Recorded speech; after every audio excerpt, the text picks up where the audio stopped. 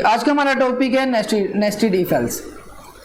पहले जो हमने पढ़ा था वो कुछ इस तरह था कि हम अपने इफ लिखते थे, साथ कीवर्ड, उसके साथ हम कंडीशन लिखते थे और उसके बाद हमारा यहाँ पे ब्लॉक ऑफ कोड होता था। अगर तो कंडीशन ट्रू होती थी हमारा ब्लॉक ऑफ कोड काम कर जाता था, अदरवाइज हम एल्स इफ में मूव कर जाते थे। अगर हमने यहाँ पे लिखा होता था तो हमारा एल्स इफ वाला कोड रन कर जाता था और एल्स, ठीक है, कुछ इस तरह से हमारा सिंटैक्स होता था। लेकिन नेस्टेड इफ एल्स में ये है कि आपने एक कंडीशन लगाई है और इस कंडीशन के अंदर आप एक और कंडीशन दे देते हैं, एक और इफ यूज कर लेते हैं।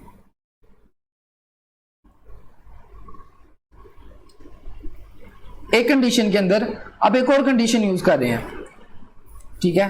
हो सकता है आप इसके अंदर एक और कंडीशन लगाने अगेन,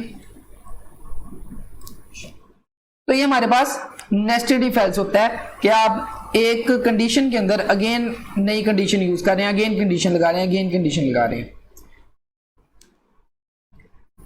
एग्जाम्पल हम यहां पे ले लेते हैं, एक छोटा सा एग्जाम्पल हम यहां पे ले लेते हैं कि फॉर एग्जाम्पल हमारे पास 3 नंबर्स हैं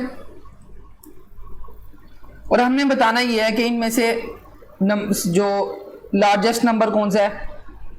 फॉर एग्जाम्पल 5, 4 एंड 7 है।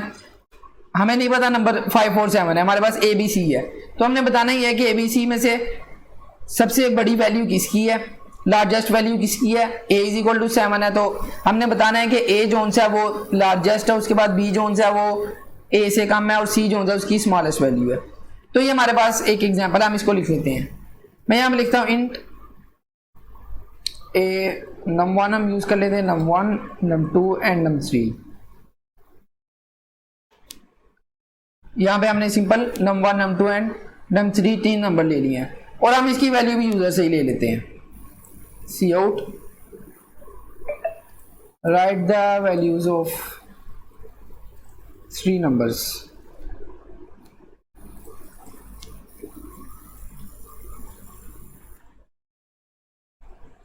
एंड यहाँ पे मैं cin num1, num2, num3, ठीक है।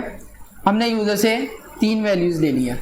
अब हमने करना ये है कि हमने बताना है कि इनमें से हाईएस्ट वैल्यू num1 की है, num2 की है, num3 की। हाईएस्ट वैल्यू किसकी है और उसके बाद सेकंड नंबर पे कौन है और थर्ड नंबर पे कौन है। यहाँ पे थोड़ा सा हम लॉजिक बनाते हैं नेस्टेड इफ एल्स का यूज करते हुए। स्टार्ट करते हैं। मैं यहां पे लिखता हूं इफ, कंडीशन के अंदर हम लिखते हैं फॉर एग्जाम्पल num1 जोन सा वो num2 के, num1 is greater than num2। पहले मैंने एक कंडीशन लगा दी है कि अगर num1 जोन से है वो नंबर 2 से बड़ा है, अगर नंबर 1 नंबर 2 से बड़ा है। पहला हमने कंपैरिजन कर लिया है, वो ये किया है कि हमने नंबर 1 का नंबर 2 के साथ कंपैरिजन कर लिया भाई साहब, ओके। नंबर 1 का नंबर 2 के साथ हमने कंपैरिजन कर लिया और हम एज्यूम करते हैं कि नंबर 1 जोन सा है वो नंबर 2 से लार्ज है, ठीक है। और मैं यहाँ पे अगेन कंडीशन लगा देता हूं। मैं यहाँ पे लिखता हूं अगर तो नंबर 1 num2 से बड़ा है, मैंने यहाँ पे मैंने यहाँ पे स्मॉलर देन यूज किया है, इसको मैं ग्रेटर कर लेता हूं। अगर तो num1 जोन से है वो num2 से हायर है तो क्या होगा, हमारी ये कंडीशन क्या हो जाएगी, ट्रू हो जाएगी। हमारी ये कंडीशन ट्रू हो जाएगी और मेरा जो कंपाइलर है वो इस कोड के अंदर, इस ब्लॉक के अंदर मूव कर देगा। और फिर मैं यहां पे चेक करूंगा कि मेरा num1 जोन सा है क्या वो num3 से भी बड़ा है। पहले मैंने चेक किया कि मेरा नंबर 1 जोन से है क्या वो मेरे सेकंड नंबर से बड़ा है। अगर तो नंबर 1 की वैल्यू नंबर 2 से वाकई हायर है तो ये कंडीशन हो जाएगी ट्रू। तो कंडीशन ट्रू का मतलब यह है कि कंपाइलर इसके अंदर आ जाएगा और num1 जोन से है उसको मैं कंपेयर करूंगा num3 के साथ, ठीक है। और अगर ये कंडीशन भी ट्रू हो जाती है, फॉर एग्जांपल ये कंडीशन भी ट्रू हो जाती है, तो इसका मतलब यह है कि num1 num2 से भी बड़ा है और यहाँ पे num3 से भी बड़ा है, कंडीशन ट्रू होगी है, तो यहाँ पे मैं सी आउट करवा देता हूं।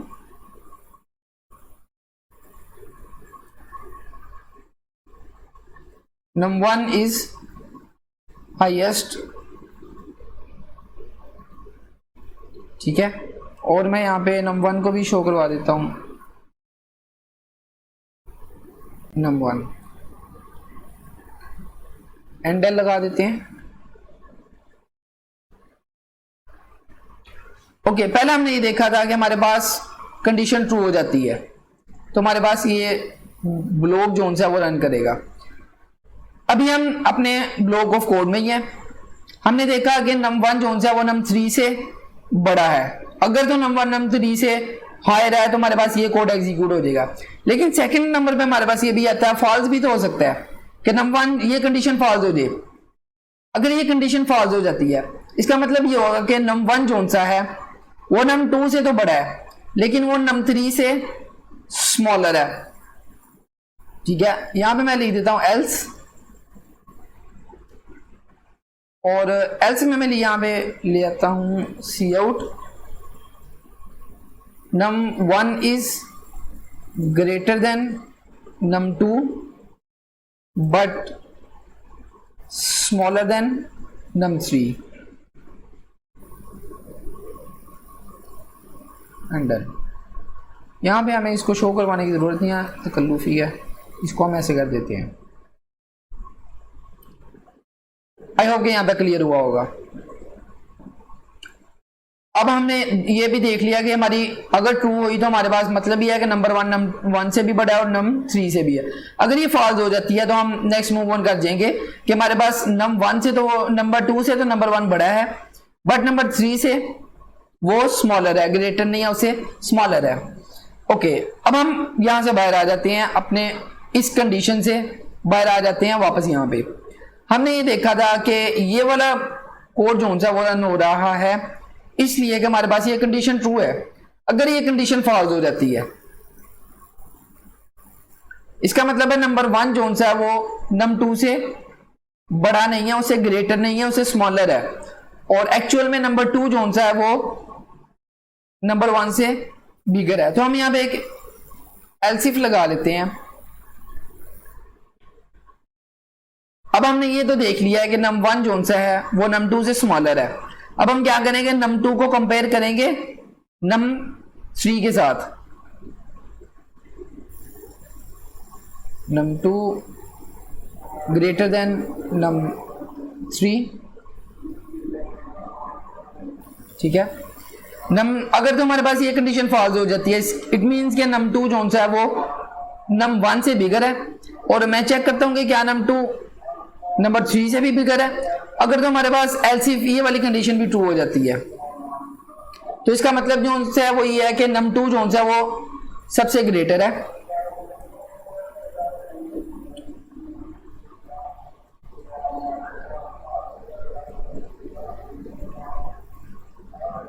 एंडल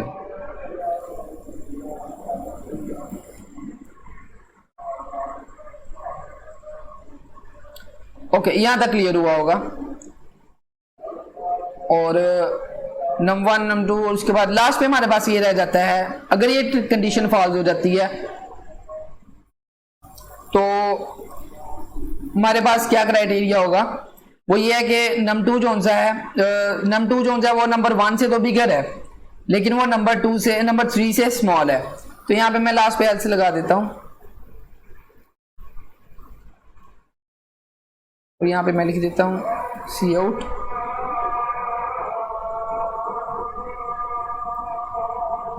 यहां पे हमने लिखना था num2 जो सा है हमारे पास ये ग्रेटर था तो हमने num3 को यहां पे लिखना num3 इज ग्रेटर।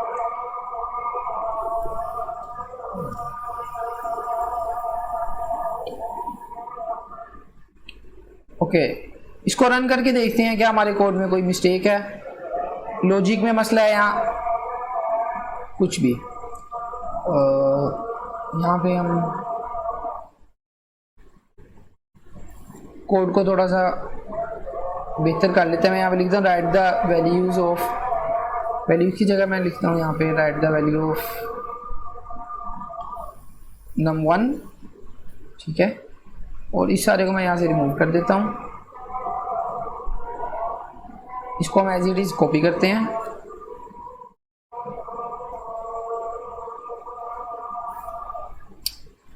यहाँ पे मैं लिखता हूँ num2 num3, यहाँ पे भी num2 num3।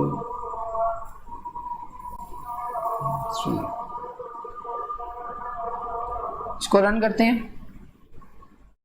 Right the value of number 1, for मैं यहाँ पे 1 लिख देता हूँ।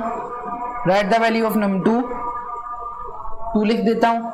Right the value of num3, मैं यहाँ पे 3 लिख देता हूँ। मेरे पास लिखा रहा है number 3 is greater then all. num1 की वैल्यू मेरे पास कितनी है, 1 है, num2 की 2 है, और num3 की 3 है। तो num3 जो सा वो सबसे हायर है, उसकी जो वैल्यू सबसे ज्यादा है। थोड़ा सा चेंज कर लेते हैं, इसको उल्ट कर देते हैं। अब num1 में कर देता हूँ 3, num2 कर देता हूँ 2, और num3 को मैं यहाँ पे 1 कर देता हूँ। अब मेरे पास लिखा है num1 इज हाईएस्ट, num1 की वैल्यू हाईएस्ट है, num1 की वैल्यू 3 है। ओके, अब हम num2 को भी चेक कर लेते हैं।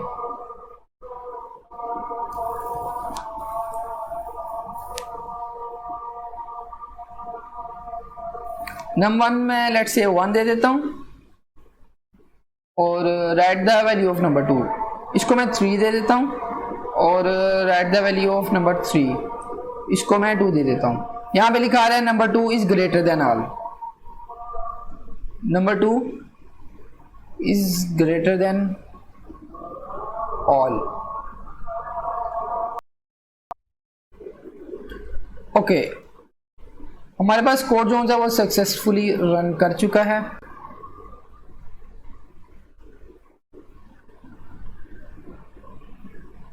Number 1 is greater then number 2। यहाँ पे हमें आई थिंक एक और चीज ऐड करने की जरूरत है, देख लेते हैं। Number 1 is greater then number 2 है but smaller then number 3। It means के हम यहाँ पे ये लिख सकते हैं इसकी बजाय num3 is greater then all, और अब इसको रन करते हैं। मैं यहाँ पे नंबर 1 की वैल्यू में दे देता हूँ लेट्स से 2, सेकंड को मैं 1 कह देता हूँ, और इसको मैं 3 कह देता हूँ। तो number 3 is greater then all. Okay, आप लोगों को नेस्टेड इफ एल्स समझ आया, ये कोड समझ आया कि ये कोड रन कैसे किया, इसका लॉजिक है। इसके अंदर मैं कुछ कमेंट्स इसके अंदर क्या ऐड करूं, यहाँ पे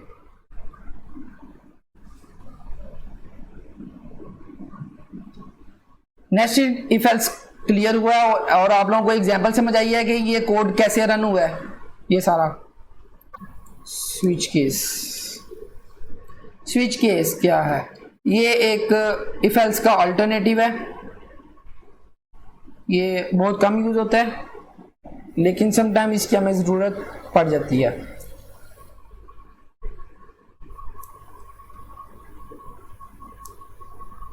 मैं यहां पे लिखता हूं int a equal to let's say 19, ठीक है, a इज इक्वल टू 19। मैं यहां पे लिखता हूं स्विच ब्रैकेट में a। अब मैंने क्या किया है, मेरे पास स्विच है कीवर्ड, और उसको मैंने अपना a पास कर दिया है। a की वैल्यू क्या हुई है, वो मेरे स्विच के पास आ चुकी है। a की वैल्यू मेरे पास जो आंसर है वो स्विच के पास आ चुकी है। और नेक्स्ट हम कोड ऑफ ब्लॉक शुरू करते हैं। स्विच केस, मैं यहां पे लिखता हूं केस। इसका मतलब ये है कि लेट्स से कि केस हमारे पास होते हैं। एक स्टूडेंट है, उसे स्कूल जाना है, उसके बाद 2 केसेस हैं। एक ही है कि बारिश हो रही है और बारिश नहीं हो रही, ये 2 केसेस हो सकते हैं। अगर तो बारिश हो रही है तो वो नहीं जाएगा, अगर बारिश नहीं हो रही तो वो चला जाएगा। तो ये हमारे पास केस होता है, इस तरह से कंडीशन कह लें। अब यहां पे हमारे पास केस ये हो सकता है कि ए की वैल्यू किसके इक्वल हो,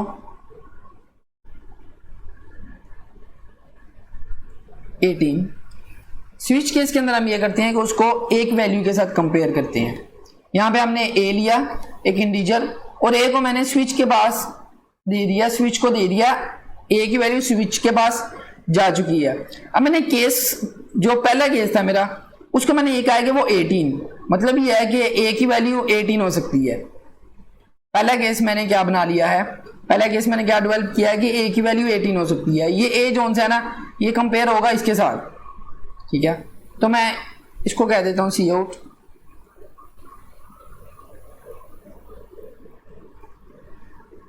you are 18 and L.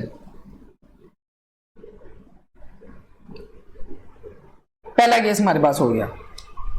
Second case ये है, मैं यहां पे 19 लिख देता हूं कॉलन, और मैं यहां पे लिखता हूं cout you are 19। Second case मैंने ये बना लिया, ठीक है। फर्स्ट केस मैंने क्या किया, उसको मैंने 18 के साथ कंपेयर किया। सेकंड वन मैंने उसको 19 के साथ एग्जैक्ट वैल्यू के साथ कंपेयर किया। इसको रन करते हैं।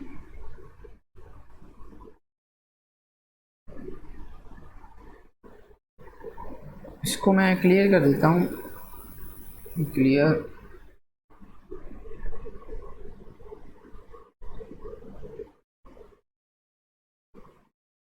हमारे पास यहां पे कोई भी आउटपुट नहीं आ रही।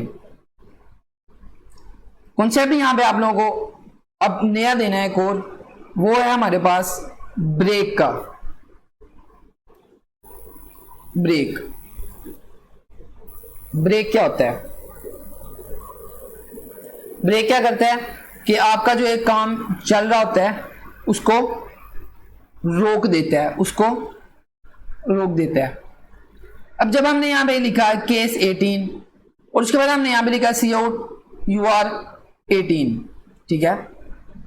केस 18 क्या हमने यहां पे कंपेयर किया, यू आर 18, और अब मैं यहां पे करूंगा इसको साथ ही ब्रेक कर दूंगा।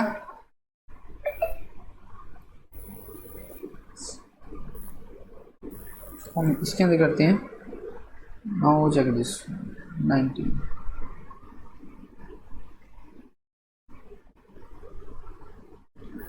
बस आई थिंक ये एक्सटेंशन का एरर होता है जो कि समटाइम्स आता है। यस,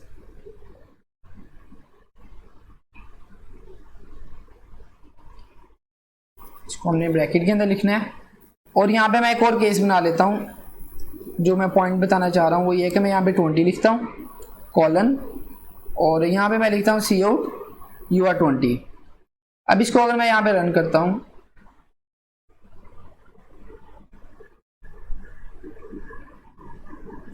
यस, ये देखें मेरे पास यहाँ पे 19 था और यहाँ पे मैंने 20 दिया था।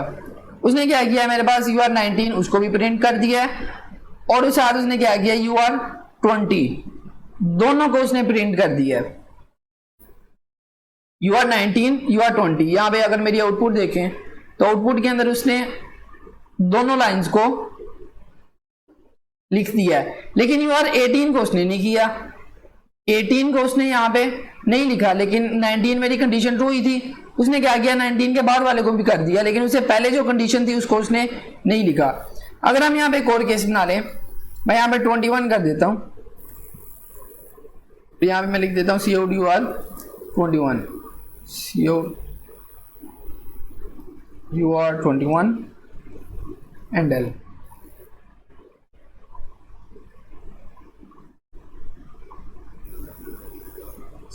इसको रन करते हैं तो अब मेरे पास यहाँ पे आ चुका you are 19 you are 20 you are 21। मतलब यह है कि जो मेरी एक कंडीशन ट्रू हुई थी उसके बाद वाले उसने उन सबको एग्जीक्यूट कर दिया। लेकिन अगर मैं इससे पहले यहाँ पे एक और केस बना देता हूँ, मेरी कंडीशन ट्रू होने से पहले 19 मेरा ट्रू था, उससे पहले मैं यहाँ पे 17 कर देता हूँ कॉलन, और यहाँ पे मैं सी आउट कर देता हूँ यू आर 17।